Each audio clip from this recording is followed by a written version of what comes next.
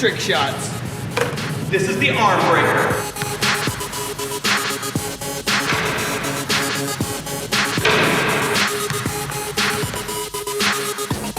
Long shot, 2.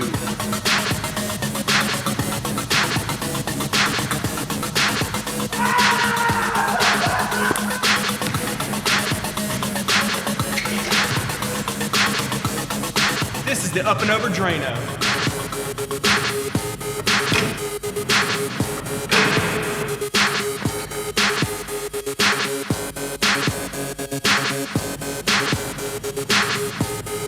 The ricochet shot.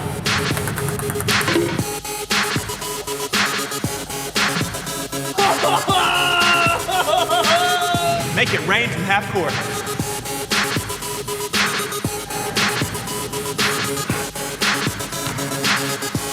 This is the sky-high drop shot.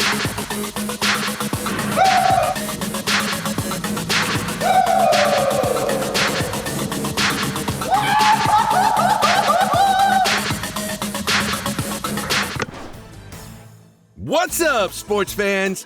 Whether you love hitting that first serve on the tennis court, staying sharp to catch a fly ball in the outfield, or belting out your team's favorite chants in the stands, sports are the best. We'll explore all things sports today as we discover how players on God's team stick together. Get on your feet. It's time to sing.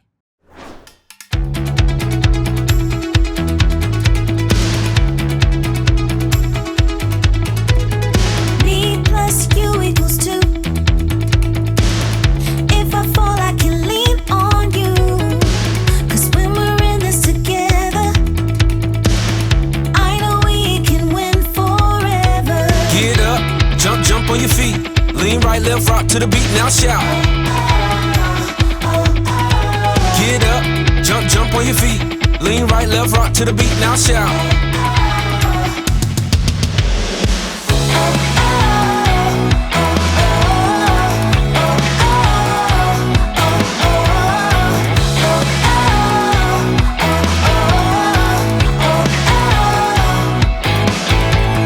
Me plus you equals 2. If I fall, I can lean on you. 'Cause when we're in this together, I know we can win forever. Get up, jump on your feet. Lean right, left, rock to the beat, now shout. Get up, jump on your feet. Lean right, left, rock to the beat, now shout.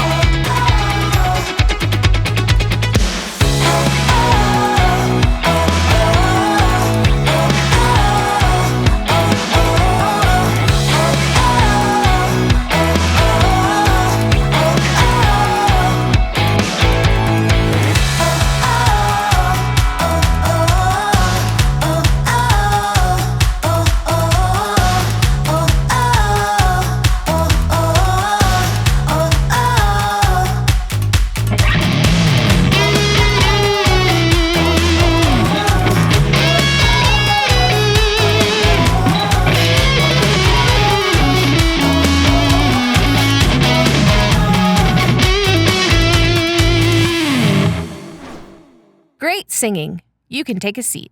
See if you can figure out what happens next. If you think you know, shout it out. What happens next?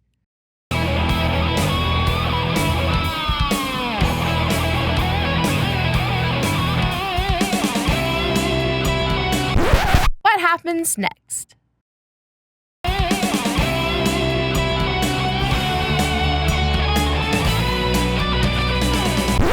What happens next? Great job playing our game. Whether you're a player or a fan, being a part of a team is lots of fun. And we can learn what it means to be a player on God's team by reading true stories in the Bible about people who lived long ago. Let's check out one of those stories about 3 guys who were awesome teammates.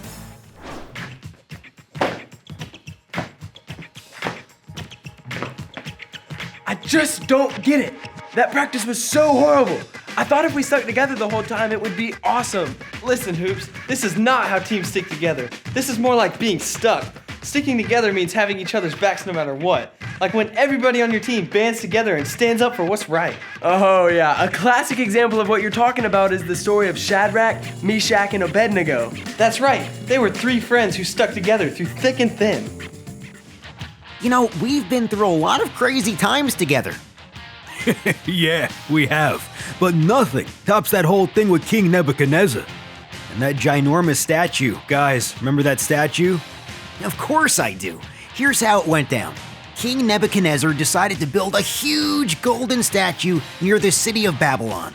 Yeah, then the king sent for the royal rulers, high officials, and governors to come to a big party to celebrate and honor the statue.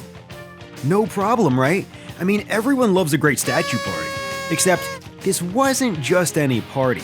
King Nebuchadnezzar gave us special instructions. When music started playing, we were supposed to bow down and worship the statue. I mean, there was no way that was gonna happen. We knew that the only person who deserves our worship is the one true God. Then they told us anyone who does not bow down to the statue would be thrown into a blazing furnace. All of a sudden, the music started to play. We had a decision to make, and fast. Do we disobey God and bow down to the statue that means nothing to us? Or stick together and risk being toasted like a marshmallow? We knew just what we had to do. So as everyone bowed down to the statue, we kept standing side by side. This made King Nebuchadnezzar so mad. He sent his guards to bring us before him. King Nebuchadnezzar told us that this was our final warning. Bow down now, or it was going to be like a bad game of hot potato. But you know what? We stuck together, and as a team, agreed that we would still not bow down to the statue. We knew that if we did the right thing, God was powerful enough to save us. Well, that's all King Nebuchadnezzar needed to hear, and he ordered us to be put into the furnace. Get this, the king cranked up the heat. 7 times hotter than normal.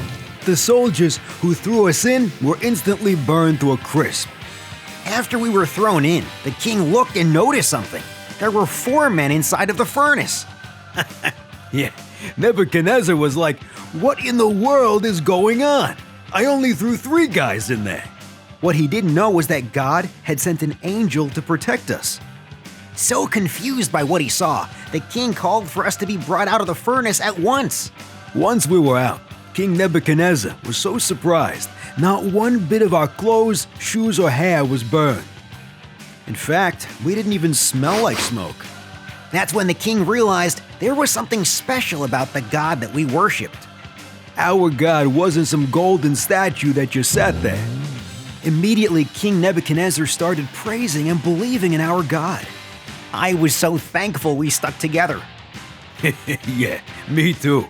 And because we stuck together, we were able to stand up for what was right. And a team that can stick together like that is a game changer. On God's team, players stick together. Let's play dodgeball. Get on your feet and get ready to duck and lean to steer clear of the dodgeballs headed your way.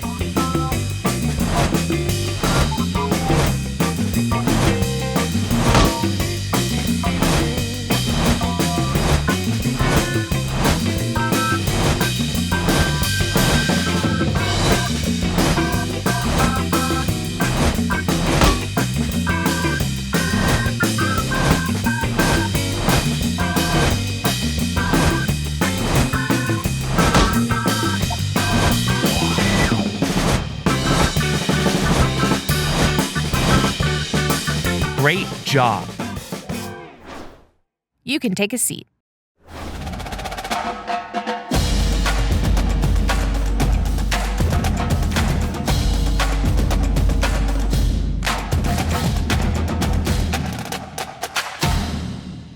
That's awesome! You'll be out of the sling and back on the volleyball court in notes. Whoa. What in the world? Chomp, chomp. Gators eat squirrels for lunch? Prank war! Wait, why did you say it that way? Well, because if the Swampside Gators think that they're gonna do this to us, they have another thing coming. Oh, think, Allie, think. How are we gonna get them back? Allie, Coach ended the prank war 5 years ago. We can't stoop to their level. Are you serious right now? You're just gonna let their football team do this to us with absolutely no consequences? They're just trying to get in our head and distract us. Chance, Allie, Yeah, we're here, Coach. we're gonna need some assistance in the locker room.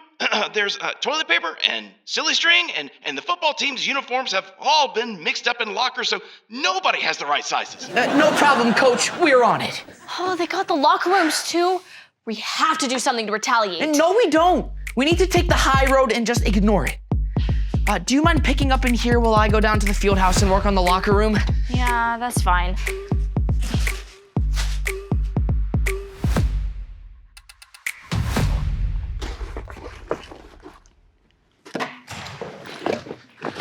Allie, what are you doing? I'm just...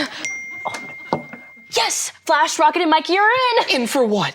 Payback. Whatever you're doing is a bad idea, especially if you're involving the football team. It's not the whole team. Some of the starters are being total sticks in the mud with this. Well, that's because the guys need to be practicing and working together right now, and you've got half them leaving practice for a silly prank.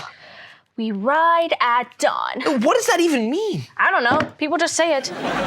Please, Allie. We're going.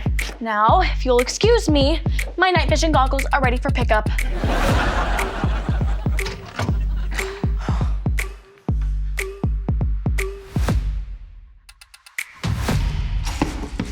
Allie, why did I just get a text from Trey saying that the football team is in a huge argument? He said half of the guys want to learn the Gators playbook, but he and the starters think it's wrong. Because... How did you even get the Gators plays? That's like top secret stuff. Because we just pulled off the most amazing payback in the history of prank wars ever. The Gators playbook? Yup. When we snuck into the locker room last night to cover it in eggs and honey, this was sitting on a bench. Taking that is way more than a prank. Come on, Chance. This is a foolproof way to total football domination this Friday. Which is exactly why I was actually on my way to discuss some of the plays with the guys. Oh, that is crossing a line. It's full-blown cheating.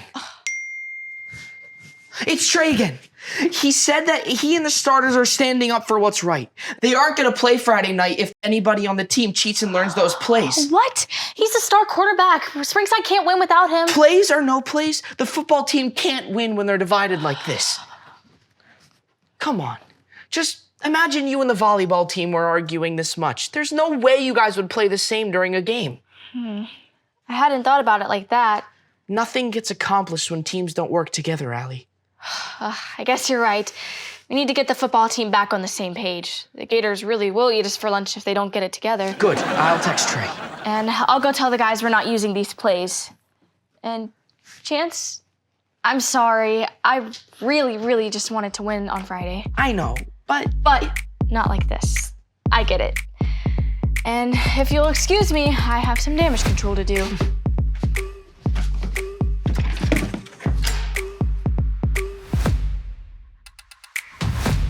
Trey's 50-yard pass was insane. I've never seen the team play like that before. I know, it was unreal.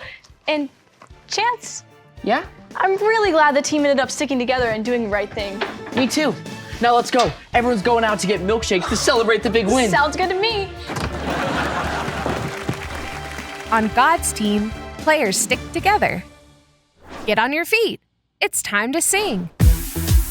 Get ready.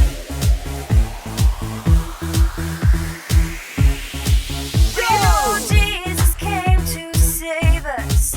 We know there's power in his name.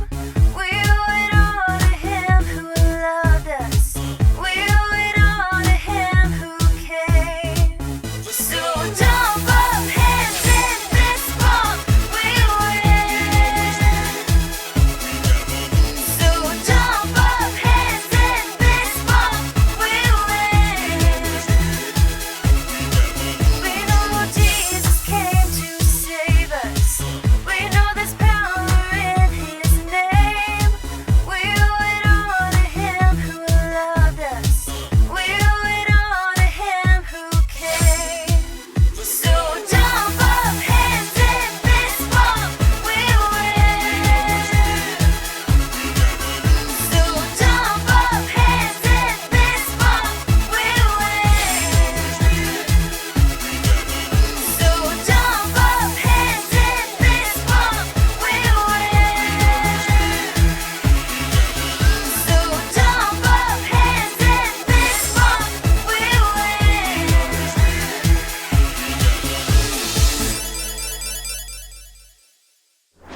Great singing.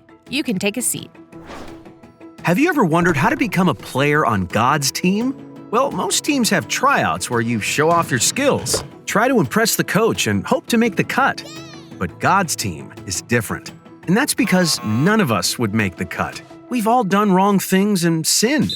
And since God is perfect, sin breaks our friendship with Him and blocks us from being on His team. But God loved us so much that He still wanted to make a way. So He sent His Son, Jesus, to live a perfect life on earth and take the punishment for all the wrong things we do by dying on the cross. But that's not the end of the game, because 3 days later, God's power brought Jesus back to life, defeating sin and death once and for all, and making a way for everyone to join God's team. So how do you do that? Well, simply admit you've done wrong things. Believe that Jesus died for you and came back to life, and choose to follow Him every day. And that's how you become a player on God's team. Let's play sports trivia. If you think the answer is on this side of the screen, wave your pom-poms. And if you think the answer is on that side of the screen, stomp your feet. What does the NBA stand for? National Basketball Association or National Bowling Association? Wave your pom-poms or stomp your feet. The National Basketball Association, or NBA, is made up of teams who compete all season to win the NBA Finals. What famous logo represents the Olympic Games? 5 colored triangles or 5 colored rings? Wave your hands or stomp your feet. The 5 colored Olympic rings are blue, yellow, black, green, and red. When playing football, how many points does a team earn for getting a touchdown? 6 or 7? Wave your hands or stomp your feet. Touchdowns are worth 6 points in football. Great job playing our game. Keep your eye on the ball to review all that God has taught us today. Follow the baseball.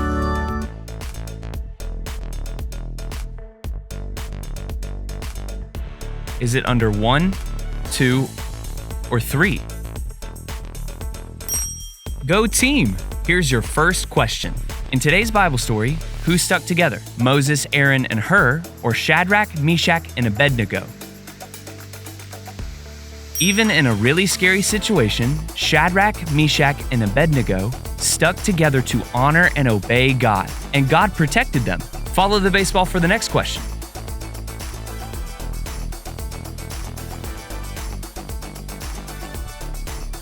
Where's the baseball? Is it under 1, 2, or 3? Great job! Did Springside's football team win because they stuck together or because they cheated?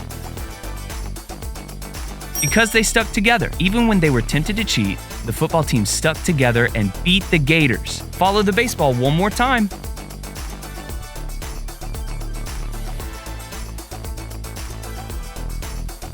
Where's the ball? Is it under 1, 2, or 3? Shout it out. You got it. Here's your last question. True or false? When we stick together, it's easier to do what's right. True. There's power in numbers. When we stick together, we have others to encourage us to do what's right. Way to go, team. Everybody bow your head and close your eyes. It's time to pray. Hey God, thank you for showing us what it means to be a player on your team. Help us to be players who stick together to do what's right. We love you. Amen.